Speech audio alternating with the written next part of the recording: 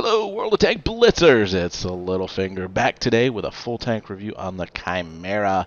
Yeah, you see it here in the garage. This is a Tier 8 British premium medium tank. It's got a 5-inch gun, which equates to 127 millimeters. So big gun for a medium tank. Not a lot of armor. We'll get into that, but you do have some nice slopes to it. So you're going to get a few bounces, not a lot.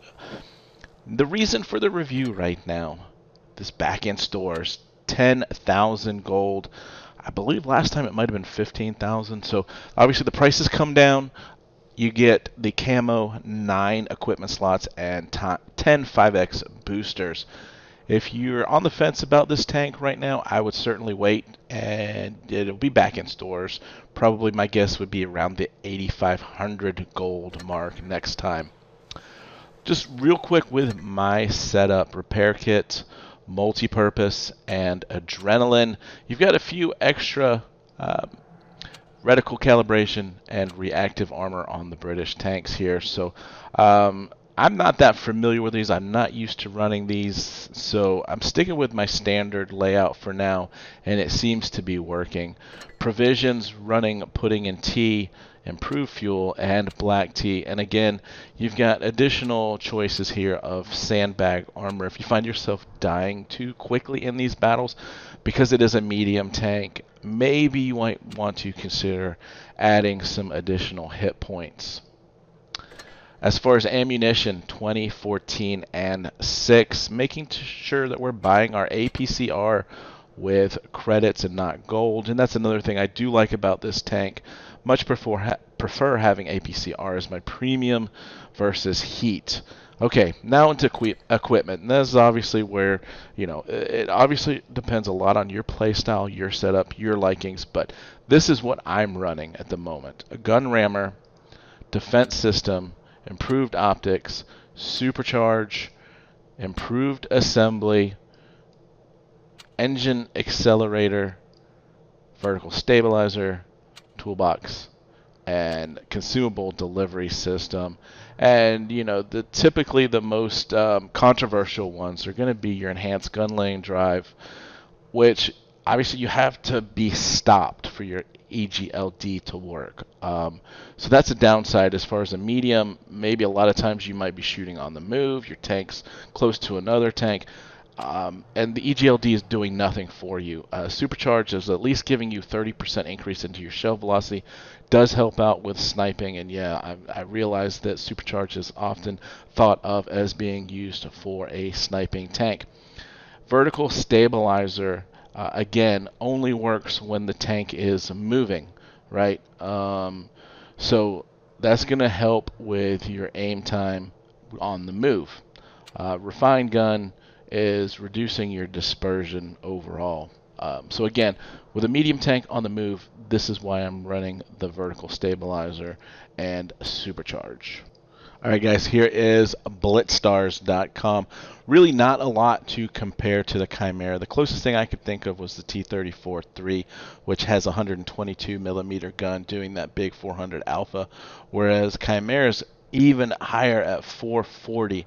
The downside, and the reason to play this a little bit more conservatively, is you've 1881 as far as your damage per minute. That puts you 24th out of 26 medium tanks at tier 8. So don't expect to be able to get into a brawl with anybody and out DPM them. You do have some really wonderful pen, and as we move down, your aim time's really nice. Dispersion's good too. 10 degrees of gun depression. We'll show you how that works, especially with the armor inspector, because playing this tank hold down is about as good as you're going to get. 50 kilometers per hour as your top speed, 20 in reverse, so it's got that good mobility. The downside there is I think that gets you into trouble a little bit too easily. The only downside is your traverse speed is only 30 degrees, so front and back it goes fast, turning left and right not so much. Credit coefficient here is a premium tank 175, which is about standard, and view range 264. right in line with everyone else. And so the turret armor here at 203 on the front, and the hull is 114 on the front, but it's really steep. So we'll talk about that with Armor Inspector. But these side numbers, they're not great. Although I haven't found too much of a problem with people shooting HE at your sides just yet, because there's small areas. But look at this lovely win rate at 62.08. So here we go with Armor Inspector and the Chimera pulled up. And you can see we've got some spaced armor around the gun mantlet here. The most armor is going to be in the front at 203. The sides is only 76 millimeters, but straight on that's 384 effective. Your big weak spot's going to be up here. These numbers are going to be all below 140. The front 200 effective, 201, and again the lower plate at 149. So let's just take a look at what that looks like with a T-44 shooting you. So green up around the cupola and that lower plate. As soon as we get into any sort of angling, it's all quite green. And if I go back and look at the X-ray here, you do have spaced armor on the side, so this area right here is definitely pennable by some of the bigger tanks at tier 8 and tier 9. So be very careful about tanks getting to your side and rear. Alright guys, let's roll into battle here on Falls Creek. We are top tier. And straight off the bat, what I want to say about this tank is be very, very careful. I pointed out you don't have a lot of armor. You have very low damage per minute numbers, but what you do have is a big alpha gun that is really accurate. I can't tell you the number of times, we get that max roll on 3 consecutive shots hitting. This tank does not miss much at all.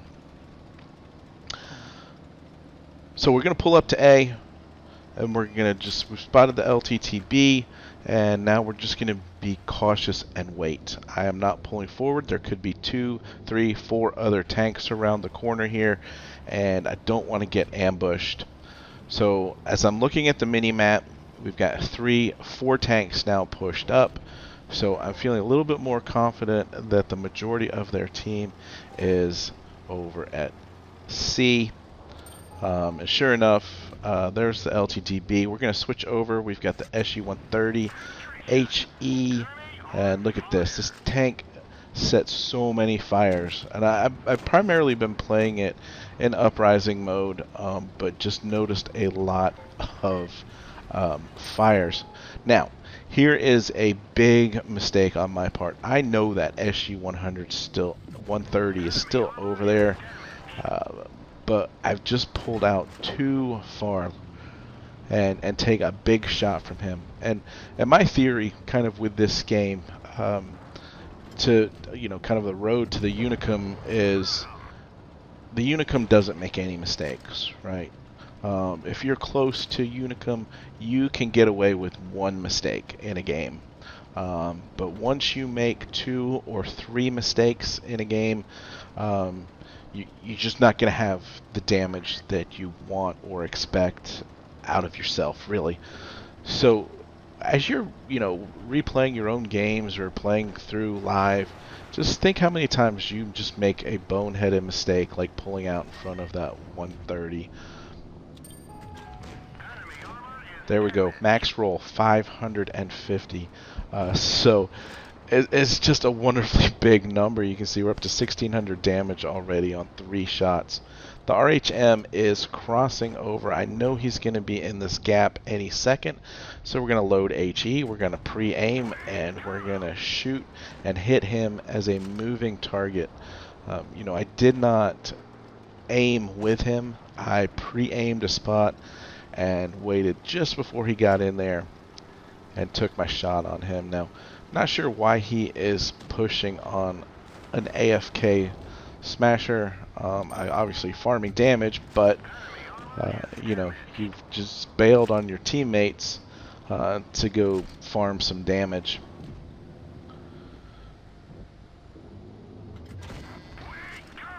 So, you know, the combination to me, it makes this tank so unique, is you've got speed and mobility, and you've got a big alpha, and actually a very accurate gun. Missing out there on the kill, just a fraction of a second late.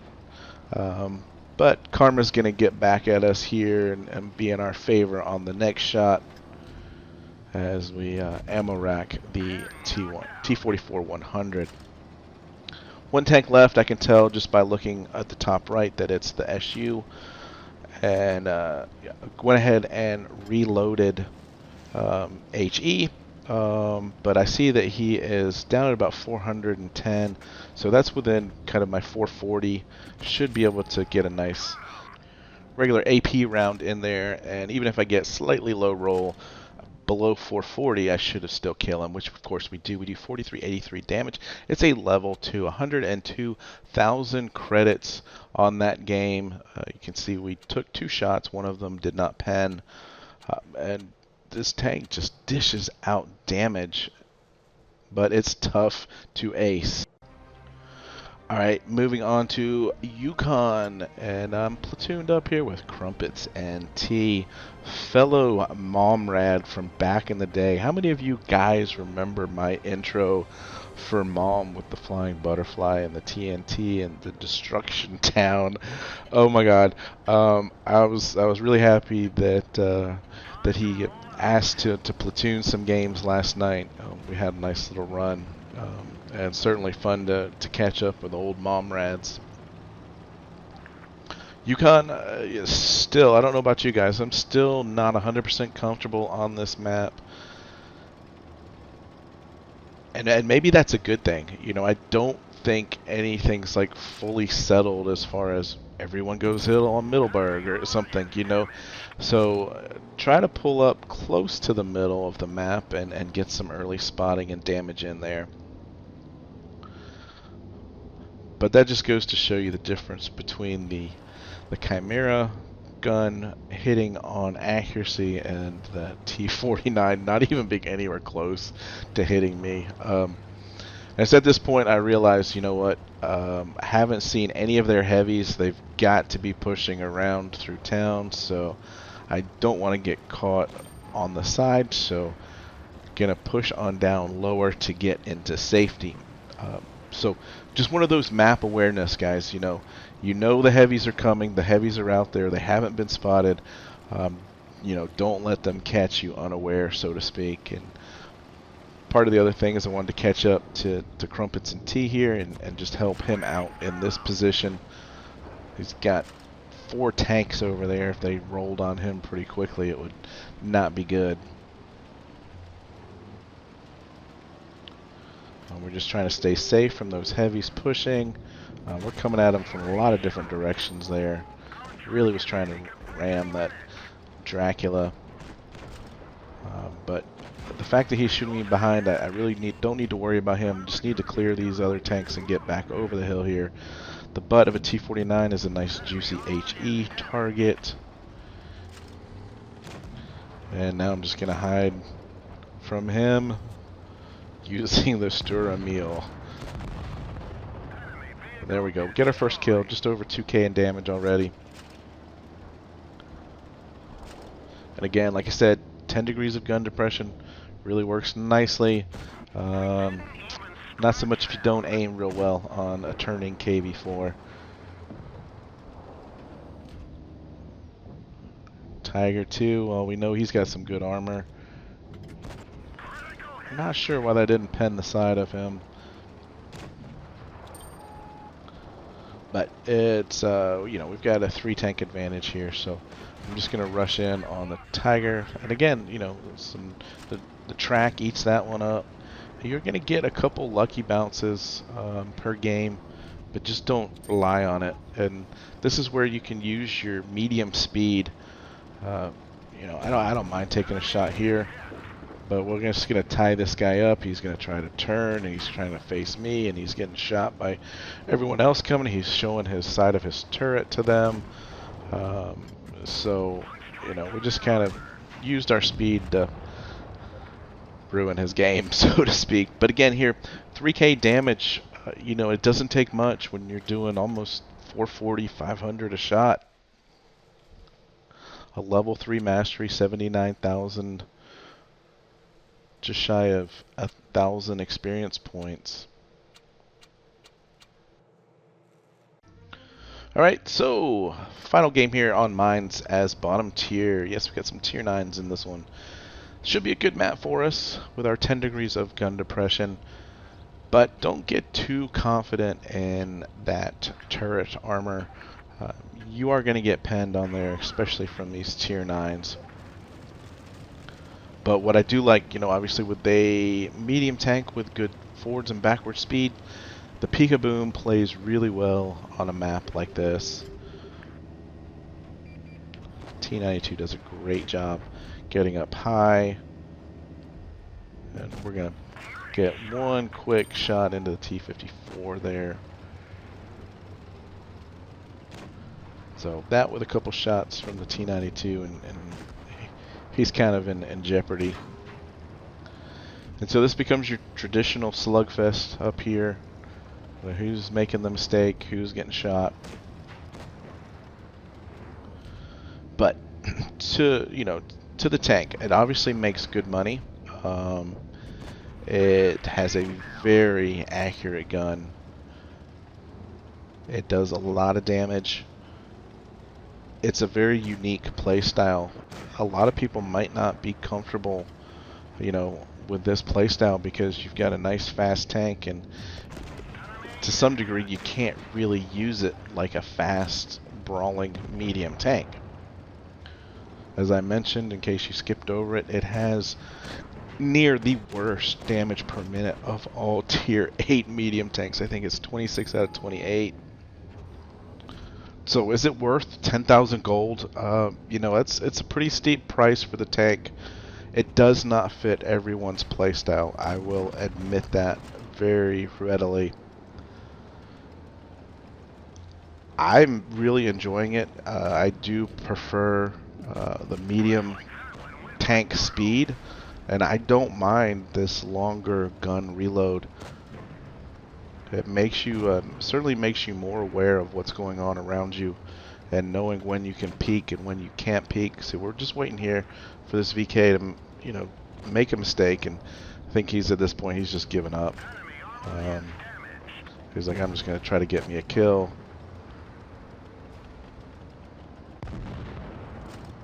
So yeah, 10K for the tank is steep. I do think it's going to be a tank that I pull out fairly regularly. You know, my habit is not to play one tank over and over again. It's more to just play different tanks because each tank is slightly different, and it's fun for me to play that way. We get a good idea for the speed here. 45 downhill, evens out at about 40. We've got standard B and a T92 left. And now that I don't have any tech tree tanks to grind, you know, I primarily pull out the premium tanks just because I know I can get additional credits for out of each battle. And quite honestly, I think the premium tanks just are a little bit more fun than your regular tech tree tanks. And so what turned out to be a relatively slow game, you know, we were at 1,500 damage there when there was just these two tanks left, and we end up finishing there with 4K. So overall, this is a really fun, unique tank. I do like it. I am not disappointed that I spent 10,000 gold on it, but if you're on the fence, again, I would wait. It will come back for probably 85. Definitely, I would recommend it at 85. So, hope you guys learned something. Help you make your mind up. And with that, guys, have fun out there. Stay safe, get educated, not fingered. Littlefinger out.